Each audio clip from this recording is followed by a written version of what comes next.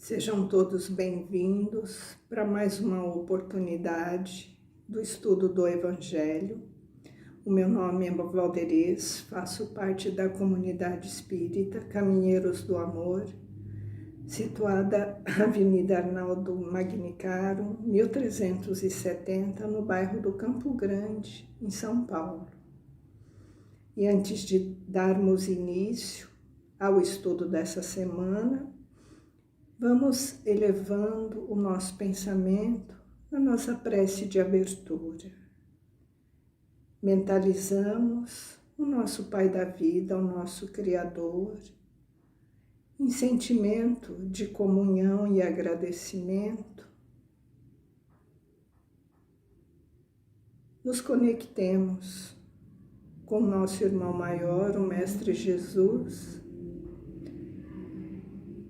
que nos deixou os seus ensinamentos através do Evangelho, um Evangelho de amor que nos direciona e nos capacita a nossa postura, a nossa conduta, a nossa reforma íntima. Esse Evangelho que tanto nos dá o equilíbrio, a força, a sustentação para os enfrentamentos dos nossos desafios, que nada mais são do que aprendizado para o espírito. Mentalizemos também o nosso anjo da guarda, os nossos mentores, os benfeitores, que estão sempre conosco, a nos intuir, a nos trazer a luz da compreensão através do estudo e que nós possamos absorver todo o conteúdo do tema desse estudo e colocá-lo em prática. E que toda essa harmonia, toda essa paz possa alcançar os nossos lares, nos dando sempre a percepção de que estamos nessa existência num processo contínuo de aprendizado e de crescimento. Que assim seja, graças a Deus, graças a Jesus. Então, nós estamos no capítulo número 16. O tema central, desse capítulo é não se pode servir a Deus e a Mamon. Estamos no item número 8, é a desigualdade das riquezas. E esse item número 8, assim como o número 7, não tem assinatura, porque é um comentário de Kardec. É uma compreensão dele, sobre esse tema que fala sobre as posses, das coisas materiais. Então, esse item número 8, a desigualdade das riquezas, é a percepção, é a compreensão de Kardec. Então, vamos ao que ele tem para nos ofertar com a compreensão dele sobre esse tema. Então, ele começa, ele inicia: a desigualdade das riquezas é um desses problemas que se procura em vão resolver, se não se considera senão a vida atual. Então, todos nós temos essa percepção. Por que tanta diferença na questão dessas igualdades das riquezas? Porque quanta injustiça, se a gente pensar ao pé da letra, quanta injustiça. Por que uns têm tanto dinheiro e outros vivem na condição da miséria, da pobreza? Por que tem essa diferença? Se a gente levar só em conta, se a gente tiver essa percepção só da nossa vida atual, isso começou agora. Por que tanta injustiça? Então, a doutrina, ela vem nos esclarecer sobre esse propósito, do crescimento espiritual, o que cada um de nós, enquanto espíritos, estamos aqui para adquirir de capacidade que ainda nós não possuímos. Então, ora passaremos por uma experiência, ora passaremos por outras experiências.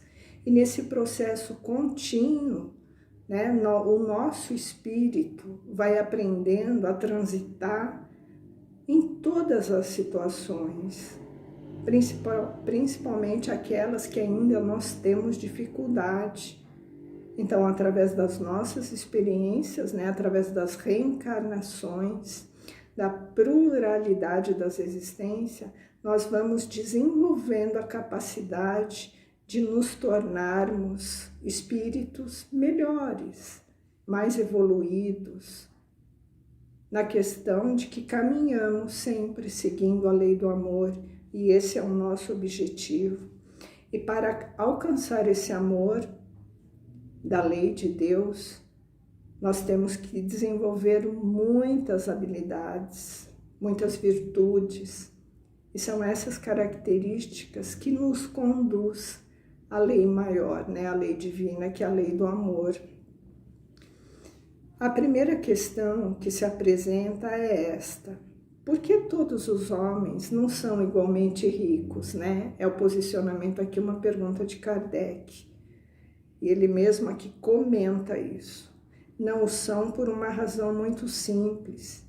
É que eles não são igualmente inteligentes, ativos e laboriosos para adquirir, e nem moderados e previdentes para conservar. Então, vamos fazer uma pausa aqui e entender. Então, Kardec fala, por que as pessoas não são igualmente ricas? Porque cada espírito tem a sua particularidade e já desenvolveu virtudes. E tem alguns espíritos que já conseguem lidar com muita facilidade nessa questão da educação financeira, sabe muito bem lidar com o dinheiro, não tem o uso, sabe usar o dinheiro e não abusa dele, faz o bom uso dele e faz ele prosperar, faz ele multiplicar, porque tem habilidade para isso, porque já conquistou essa habilidade. Já alguns outros espíritos ainda encontram muita dificuldade nesta questão de lidar com a parte financeira. Né? Eles se deslumbram muito com a condição de ter o dinheiro e acaba se deixando levar pelo arrastamento que o dinheiro nos traz, né? Devido às paixões mundanas. Então, muitas pessoas acabam gastando muito mais do que ganha ou do que possui e acaba arrastando consigo muita dificuldade, né, em relação a essas paixões que o dinheiro oferece. Então, ele continua aqui falando, né, de um ponto matematicamente demonstrado, né, que a fortuna é igual, se fosse igualmente repartida para cada uma parte, uma mínima suficiente, e que supondo que dessa repartição que foi feita, o equilíbrio estaria interrompido em pouco tempo, porque existem as características individuais de cada pessoa e cada um tem as suas aptidões. Então, às vezes, a gente vê até no nosso mundo, né? No nosso cotidiano e até dentro da nossa família, algumas vezes, quando alguém recebe uma herança e é repartido ali para os herdeiros em partes iguais, né? Um bem, um patrimônio, nós vemos que cada um emprega aquela parte de uma forma, a mesma quantia. Tem uns que vão fazer esse dinheiro multiplicar, vão conquistar mais coisas, vão fazer bom uso, vão fazer um uso consciente do dinheiro, sem deslumbramento, sem se deixar levar pelos arrastamentos que o dinheiro traz. Outros não, querem curtir a vida, querem aproveitar, acham que a vida tem que ser aproveitada a todo custo. Então vão pegar o dinheiro e vão aplicar em coisas que são passageiras, que vão promover sensações de prazer, e vão dilapidar toda aquela condição e vão cair numa questão de que logo estarão de novo numa dificuldade, né? Sendo que isso poderia ser melhorado com esse valor, esse recurso recebido. Então, mesmo que toda a população, né, toda a fortuna seja dividida igualmente para a população, cada um vai voltar a estaca zero, vamos dizer assim, né? Estaria interrompido essa igualdade, porque aquele que sabe fazer bom uso, tem aptidão, ele vai multiplicar esse dinheiro e ele pode fazer de novo esse dinheiro virar uma fortuna rapidamente. E aquele que não tem nenhuma aptidão ou que não tem ainda habilidades, até de virtudes, vai gastar esse dinheiro assim rapidamente em coisas fúteis ou coisas supérfluas, né? E voltaria tudo a estaca zero novamente. E não teria essa igualdade do dinheiro. Isso é impossível, visto que cada um de nós tem as suas características e usa o dinheiro de um modo diferente do outro. Nós vemos, né, na nossa vida, no nosso cotidiano, pessoas que passam a vida inteira se batendo com a questão do dinheiro, né? Tem muita dificuldade, acaba sempre estourando o cartão, a conta bancária, vive pagando juros, vive fazendo carnês e prestação, empréstimos infindáveis e não consegue nunca se acertar nessa condição. Passam a vida inteira sendo escravo dessa condição de inabilidade de lidar com os recursos que têm. Então vamos ver aqui o que Kardec continua, né?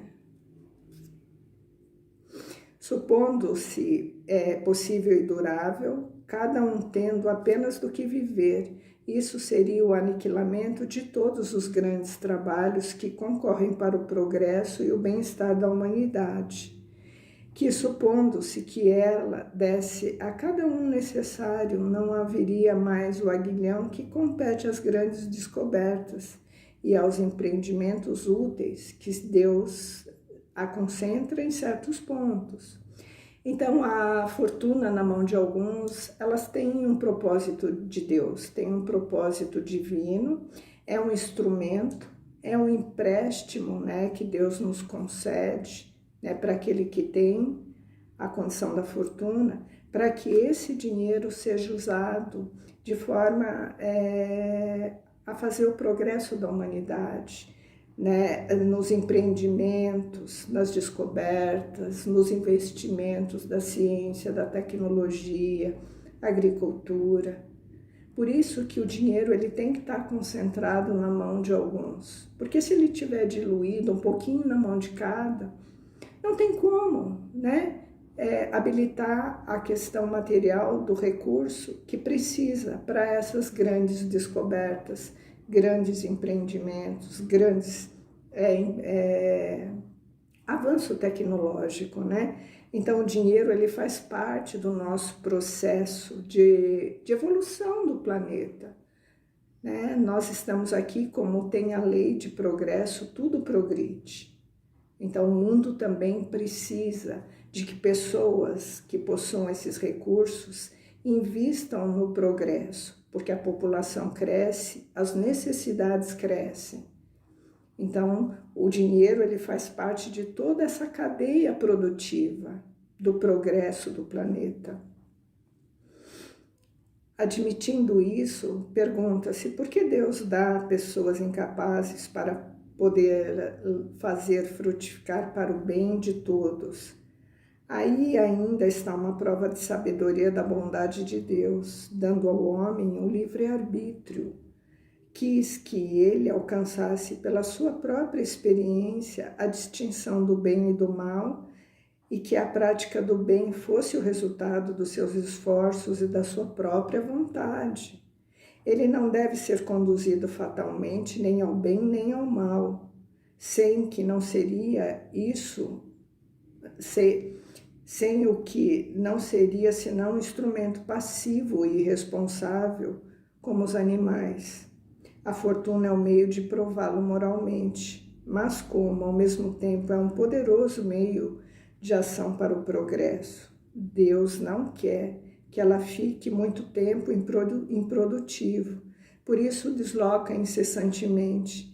Cada um deve possuí-la para experimentar e servir-se dela e provar o uso que dela sabe fazer. Mas como há impossibilidade material de que todos tenham ao mesmo tempo, que, aliás, se todo mundo a possuísse, ninguém trabalharia para o aprimoramento do globo. Com isso, sofreria. Cada um a possui a seu turno. Quem não a tem hoje, já teve ou terá numa outra existência. E quem a tem agora, poderá não tê-la mais amanhã. Há ricos e pobres, porque Deus, sendo justo, cada um deve trabalhar a seu turno. A pobreza é para uns a prova da paciência e da resignação.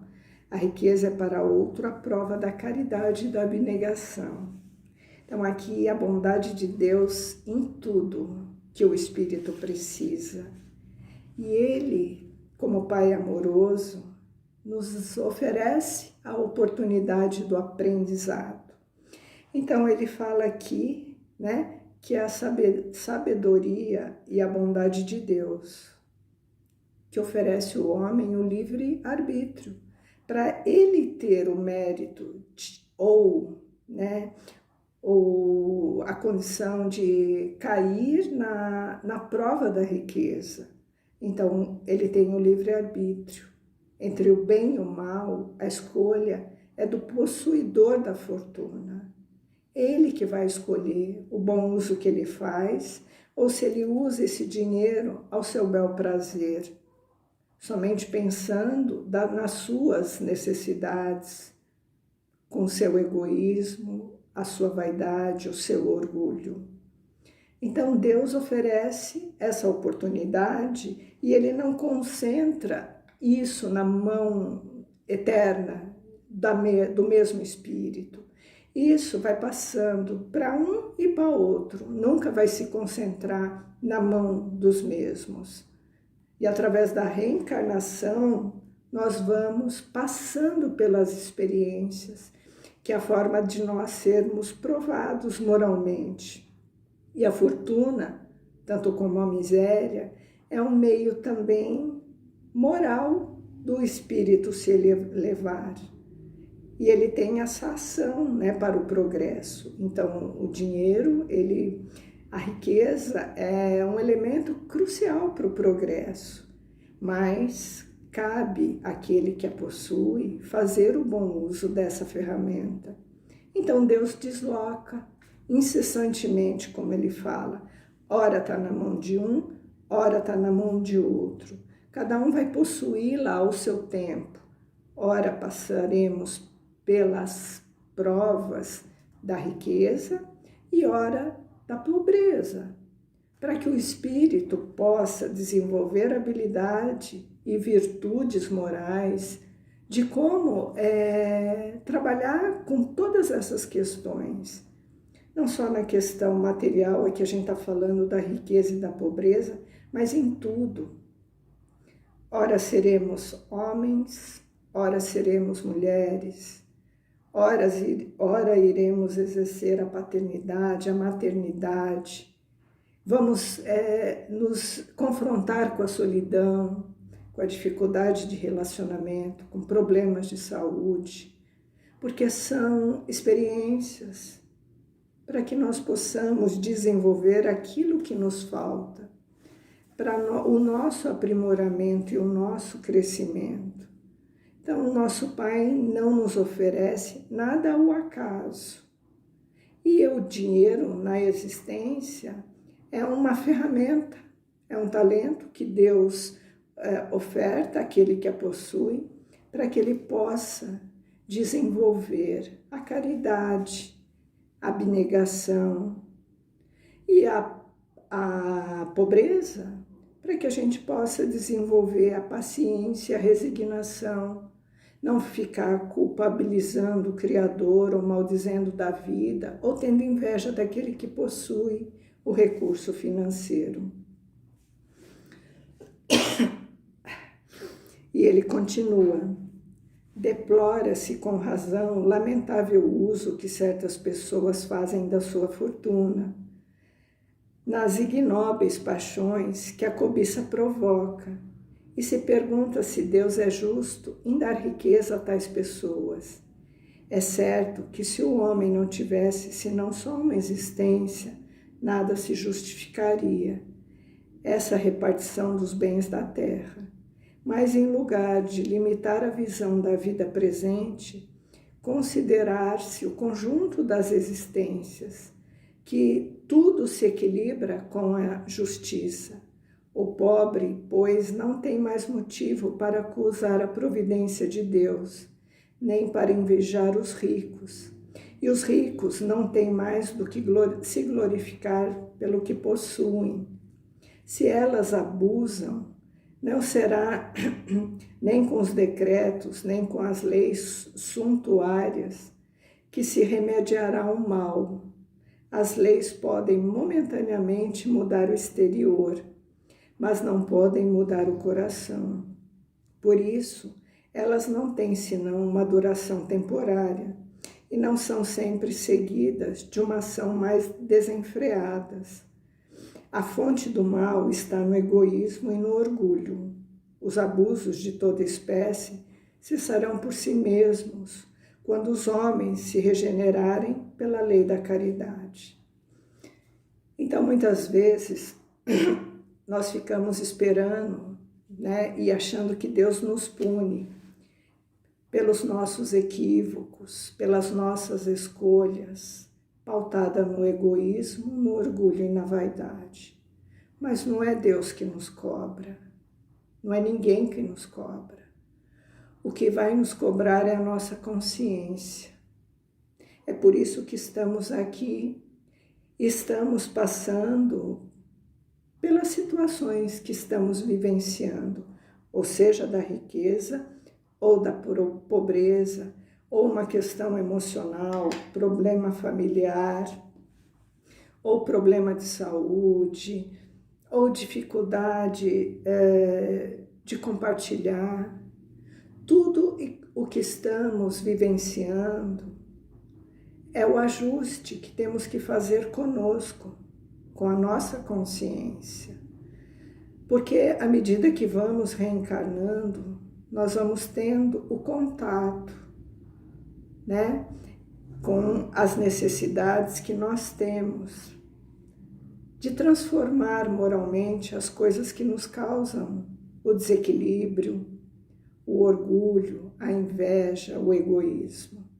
E é a nossa consciência que nos remete novamente para uma nova existência. E Deus nos permite, amorosamente e com a compaixão que Ele tem por nós, Ele nos oferece a oportunidade para que possamos, através da lei de causa e efeito, para que nós possamos fazer as reparações das situações equivocadas que lá atrás, no passado, seja nessa existência ou numa existência anterior, as coisas que nós fizemos de forma equivocada.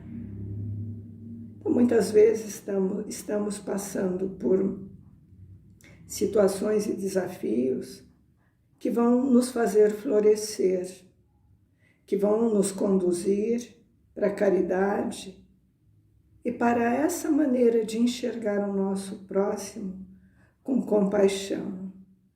Então, resumidamente, temos que florescer onde Deus nos plantou, seja qualquer a condição, ou da riqueza, ou da pobreza, ou qualquer outro desafio que a vida nos impõe. Devemos florescer onde Deus nos plantou.